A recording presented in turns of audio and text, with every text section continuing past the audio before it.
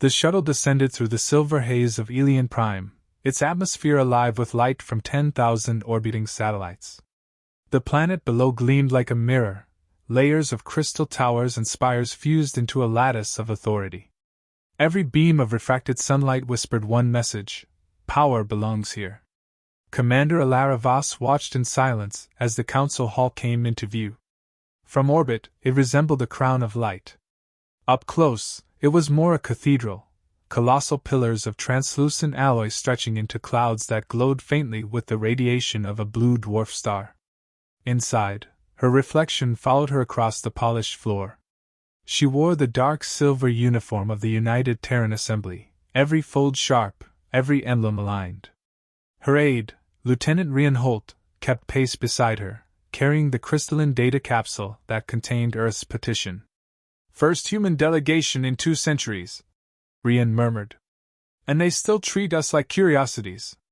"Then let's remind them curiosities can think," Alara said softly, her tone calm but edged. They entered the Hall of Species, a circular amphitheater filled with thousands of beings from across the Orion Arm. Air shimmered with the hum of translation fields, voices folding into one another, musical, guttural, mechanical. At the center, beneath a dome of living glass, stood the dais of the Galactic Council. High Consul Rha Torvelkin presided, a towering serpentine figure of polished obsidian scales, his 6 eyes glowing faintly blue. Around him sat the 12 ruling delegates, beings of power and lineage stretching back millennia. As Alara approached, murmurs rippled through the chamber. The translator field whispered tones of disdain. "A human, here? They still exist? The primitives who burned their own world?" She ignored it all. The moment her boots met the center platform, she inclined her head in the traditional gesture of respect. "High Consul, members of the Council, I bring the voice of Earth and her colonies." The Consul's tone was as smooth as glass. "We acknowledge the petition of the Terran Assembly. Proceed, human." Alara stepped forward. Her voice carried evenly through the hall. "Earth seeks admission into the Galactic Union, not as supplicants, but as contributors. For decades, we've restored what our ancestors destroyed. Our colonies thrive, our technology aligns with galactic standards, and..." Rha's tail coiled lazily. "You seek protection, Commander. Your colonies have been raided by the Kartian swarm. You wish us to defend you." Alara paused. "We seek partnership. The raids threaten not just us but trade routes along the outer spirals. Cooperation serves us all." A dry, crackling sound filled the air, alien laughter. A 3-eyed Avoth delegate leaned forward. "Cooperation? The last time humans cooperated, half their planet burned. Tell me, Commander, have you evolved beyond war yet?" A few counselors chuckled. Others simply looked amused, as if a child had tried to join a table of kings. Rian shifted uneasily behind her, but Alara remained still. "We've evolved," she said quietly. "We remember what war costs. That's why we build peace with effort, not decree." Rha's voice deepened. "Peace through weakness, then?" "No," Alara replied. "Through discipline." The Consul's eyes narrowed. "Discipline without power is delusion. Your world is small, your fleet's insignificant. What could humanity offer this Council?"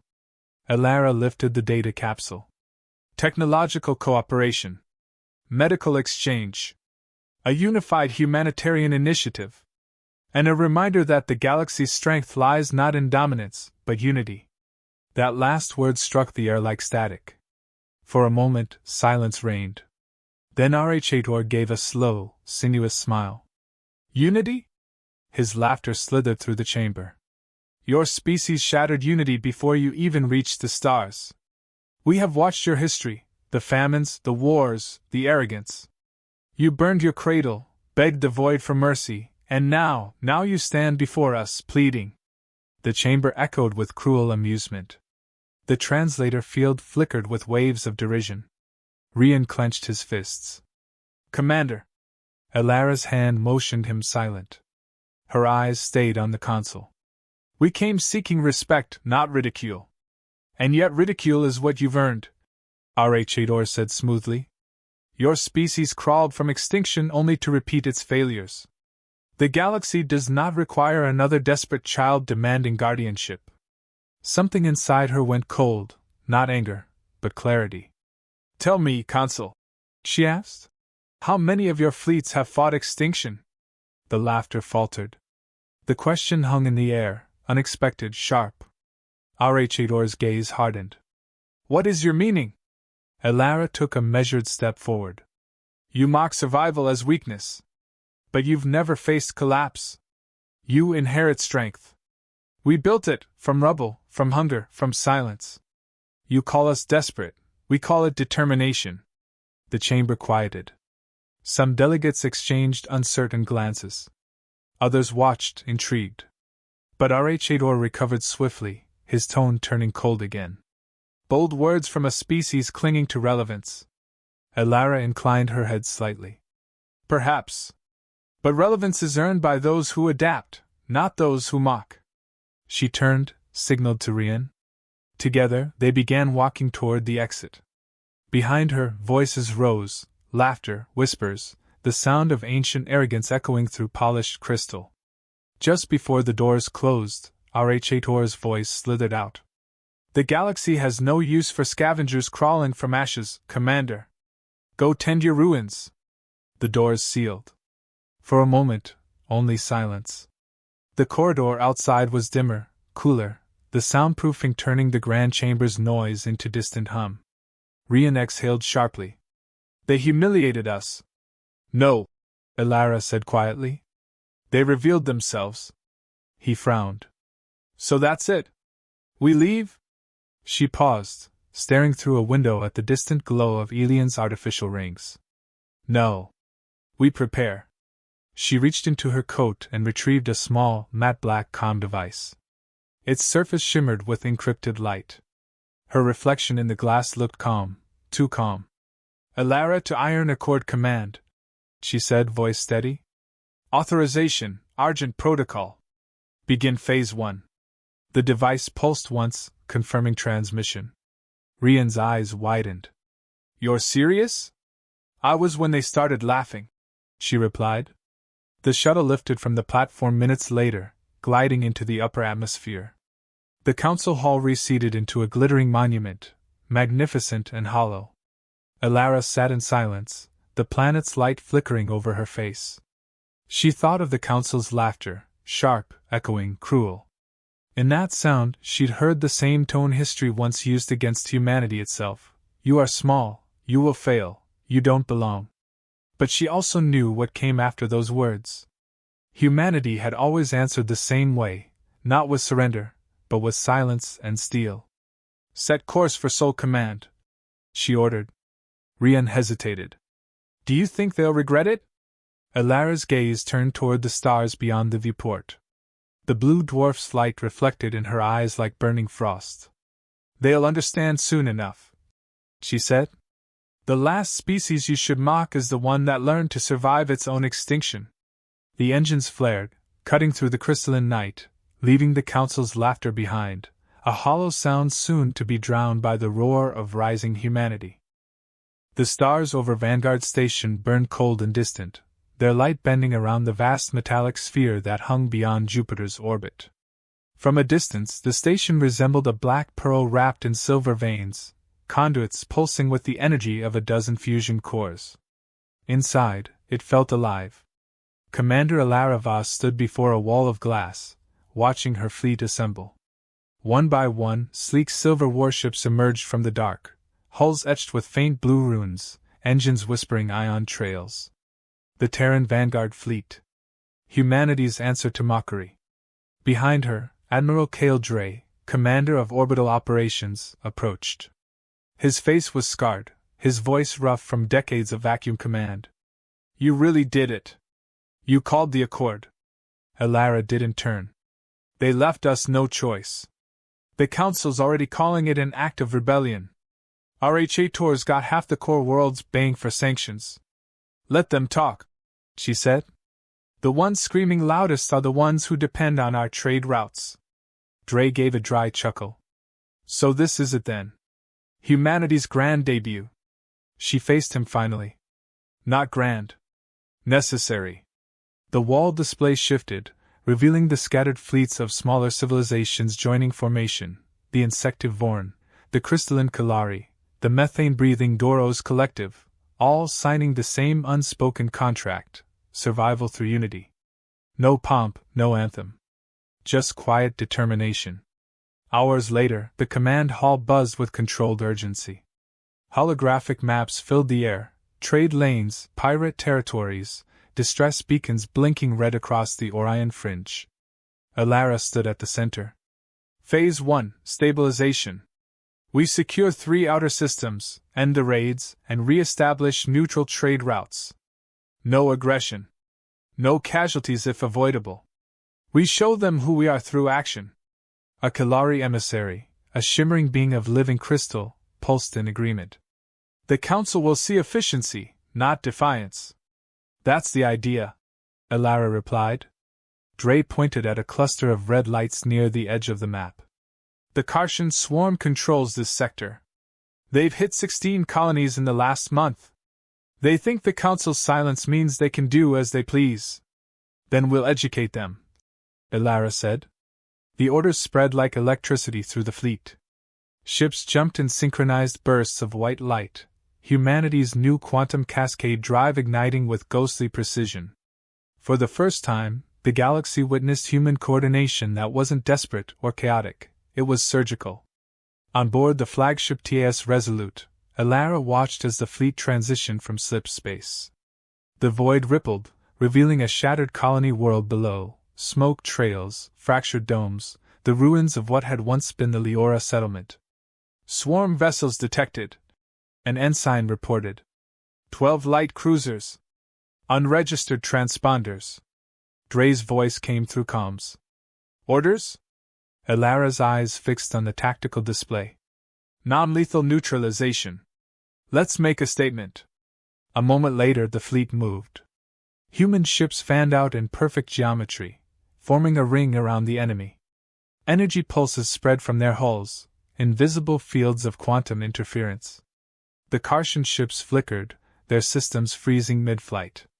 Engines died, weapons powered down. No explosions, no casualties. Just silence and awe. Status? Alara asked. Enemy vessels disabled. No losses. She exhaled slowly. Transmit coordinates for retrieval and medical aid. And broadcast this across open frequencies. The Accord protects the forgotten. The message rippled through subspace. Civilian channels lit up within minutes. Worlds long abandoned by the Council heard a human voice offering hope, not dominance.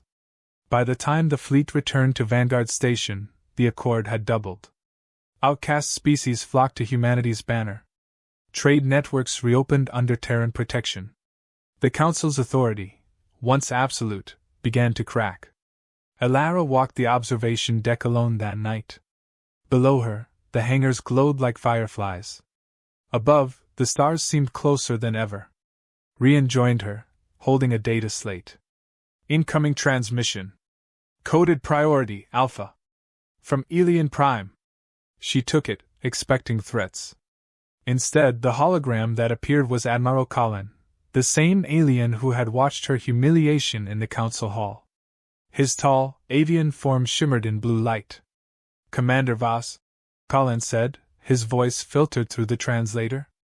You move quickly. Necessity, she replied. We're cleaning up the Council's negligence. RHATOR calls it rebellion. Alara raised an eyebrow. RHATOR calls anything he doesn't control a rebellion. Colin's beak tilted slightly, a motion that could almost be a smile. Careful. He's requesting a combined fleet operation to contain your Accord. Officially, it's a peacekeeping initiative. Unofficially, he wants a demonstration. She finished. Or annihilation, Colin said. He underestimates you. That may prove fatal. Then let him make that mistake, Alara replied. Colin's hologram flickered. You're not the first species he's dismissed. But you may be the first to survive it. Survival is what we do best, she said. The hologram faded. Hours later, the Council's containment fleet arrived at the edge of human-controlled space. 500 ships, emblazoned with the banners of a dozen core species. The declaration was clear: submit or burn. Inside Resolute's command deck, tension thickened the air. Rian's voice was low. They've sent enough firepower to glass a planet. Elara studied the holographic projection. Enemy vessels arrayed in a vast crescent, their weapons primed. Her own fleet was smaller, lighter, but far more cohesive. She activated the comm. To all Accord vessels, no aggression unless fired upon. We respond with control, not fury. Dre's face appeared on the tactical screen. You expect restraint from the Council? No, she said. But they'll remember ours. As predicted, the Council fleet opened fire, precision beams of white plasma cutting across the void. They hit nothing. Human ships phased aside, their drives folding space like silk. The countermeasure grid activated, sending back a ripple of invisible force. Suddenly, every Council ship went dark. Their weapons flickered. Engines failed. Bridges filled with alarm. One by one, the fleet fell silent, disabled, just as the Kartian had been. The channel buzzed with confused voices. Our systems are collapsing. They breached the field. Who are these humans? Elara stepped forward, her voice calm, broadcast across every channel. This is Commander Elara Voss of the Terran Assembly. Your ships are unharmed. Your crews are safe. Return home. Tell your leaders, the Iron Accord stands not against the galaxy, but for it. Silence followed. Then, slowly, one by one, the Council's ships turned and withdrew. When the last signal faded, Elara looked out over the dark. Rian exhaled. We just embarrassed the most powerful force in the galaxy without firing a single shot. She didn't smile. We didn't embarrass them, Lieutenant. We showed them what discipline looks like. Dre joined the calm. The galaxy's watching, Elara. What now? She considered the empty void where the Council fleet had vanished. No, she said. They'll decide whether they fear us or follow us. It was no rebellion. It was a reminder that unity, once born in fire, does not fade, it endures. The news spread across the stars like fire through dry air. Within days, every network, every trade channel, every distant outpost whispered the same story: the Council's fleet, silenced by humans without a single casualty. Worlds that had never spoken Earth's name now debated it in awe or fear. At the center of the storm, Ilian Prime trembled under its polished calm. The Galactic Council had convened an emergency summit. Every delegate was summoned, every light on the Hall of Species burned brighter than usual, trying to outshine the shadow of humiliation. High Consul Rhator Velkin stood before the assembly, his composure strained beneath ceremonial stillness. This, he hissed, voice resonating through the translator field. This display of defiance threatens the balance we have maintained for millennia. Humanity and its so-called Iron Accord must be disbanded immediately. Their fleets seized, their leaders detained. Murmurs rose through the chamber. A few voices agreed, others hesitated. For the first time in centuries, dissent rippled through the Council like a fracture line. A soft metallic hum filled the hall, the sound of energy displacement. Then, without any ship, escort, or authorization, a holographic figure materialized at the center of the dais. Elara Voss. Her projection stood tall, precise, every detail of her uniform gleaming under alien light. High Consul, she said evenly. You wanted humanity's attention. You have it. Gasps echoed. Guards stepped forward but froze as their weapons flickered and shut down, the same quiet interference that had crippled the Council fleet. Rhator's eyes glowed with fury. You dare intrude upon this hall uninvited? Elara's tone never wavered. You mocked us in this same hall. I thought it fitting to return the courtesy. 1,000 translators rendered her words across every tongue. For a heartbeat, silence reigned. Then Rhator's tail lashed the floor. You have violated Council sanctity. You will answer for this insolence. I already have, she replied. Out there, She gestured to the air, and a massive holographic projection appeared, not of battle, but of rescue. Colonies rebuilt. Refugees from the raids sheltered under Accord banners. Former enemies now trading peacefully under Terran escort. While you debated definitions of order, Elara continued, we brought it. While you ignored cries for help, we listened. Humanity didn't rise to defy you. We rose because you refused to stand. The chamber's light dimmed slightly, the weight of her words pressing like gravity. A scaled delegate of the Jinka coalition stood abruptly. Her fleets restored our trade lines. Without them, our system would have collapsed. Another voice joined, crystalline, resonant. The Accord saved my colony. The Council did not. One by one, representatives began speaking, quiet at first, then louder, until the chamber filled with overlapping voices. HFY slammed his tail, silencing the uproar. You think this absolves their crime? They flaunt power unchecked. Today they help, tomorrow they conquer. Elara turned toward him. Conquer? If we wished conquest, you wouldn't still have a fleet. That struck deep. Even the translators paused for half a breath before continuing. You misunderstand us, she said, softer now, her gaze sweeping the hall. Humanity doesn't seek to rule. We seek to matter, as equals, as builders, as protectors. But we won't kneel to be accepted. HFY sneered. So this is your ultimatum? Submit to your new order? She met his gaze. No, Consul. This is an invitation. Stand with us. Share strength. Or continue mocking the world that learned to rise from its own ashes. He hissed, turning to the other counselors. This is manipulation. She speaks of peace with weapons in orbit. Before Elara could answer, Admiral Collins' hologram appeared beside her, his avian features grave. She speaks truth, he said. I witnessed what your council dismissed. I saw discipline where you saw defiance. Perhaps it is time the galaxy redefines leadership. HFY turned on him. Traitor! Collins' feathers ruffled, but his voice remained calm. No, realist. Above Ilian Prime, the Terran Vanguard fleet held silent orbit. They made no threats, no movements, only waited. Hundreds of species broadcast live feeds of the Council's session, the galaxy watching in collective anticipation. Inside the hall, HFY tried once more to reassert control. The Council will not be swayed by fear. Elara's tone cut through him like glass. You mistake fear for realization. Her hologram flickered briefly, then stabilized. You built this council on the illusion of permanence. But permanence without progress is rot. We came here asking for partnership, not pity. You chose mockery. We chose action. She stepped closer, her image towering at the dais' base. This is humanity's final statement. We do not seek revenge. We seek recognition.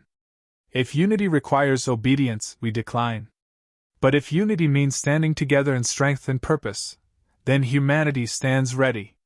No one spoke for several moments. The chamber pulsed with quiet, the kind of silence that marks turning points in history. Finally, a voice from the far side broke through. It was soft, cautious, an elder from the Lytheran Concord. Let there be a vote. The hall stirred again. One by one, delegates activated their sigils.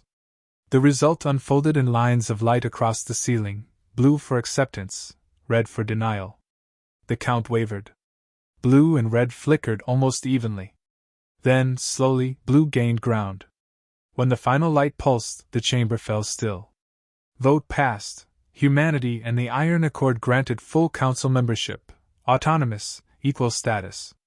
HFY's expression hardened. His power had fractured before the eyes of the galaxy. Without a word, he turned and left the dais, his long tail dragging behind him. The sound echoed like the end of an era. Elara watched him go, her projection steady but her eyes distant. She didn't smile.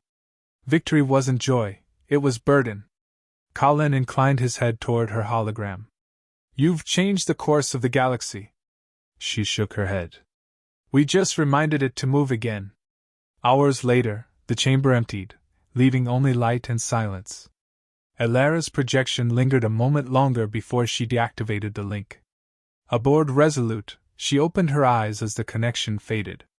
The bridge was dim, the crew quiet, listening to the distant hum of the engines. Rian approached cautiously. "It's done," she nodded. "For now. The council actually accepted us," he said, half disbelief, half awe. "They didn't accept us," she corrected. "They acknowledged us. There's a difference." He hesitated. "And our HA-Tor? He'll fade," she said simply. "The old guard always does." They stood together, watching the stars drift past. The ship's reflection glimmered faintly across the glass, its hull marked with both human insignia and the symbols of their allies, the living testament of the Accord. Rian broke the silence. "What do you think happens next?" Elara folded her hands behind her back. "They'll test us. Doubt us. Challenge everything we build. And we'll keep standing." Outside, the galaxy's core shimmered like a storm of light, endless and unknown. Humanity was no longer on its knees before it. It was among the stars, shoulder to shoulder with those who once mocked it. Elara looked toward the distant blue dwarf star, her reflection sharp in gilet. "They laughed when we pleaded," she said quietly. "Let them remember this. We stood, and the stars stood still.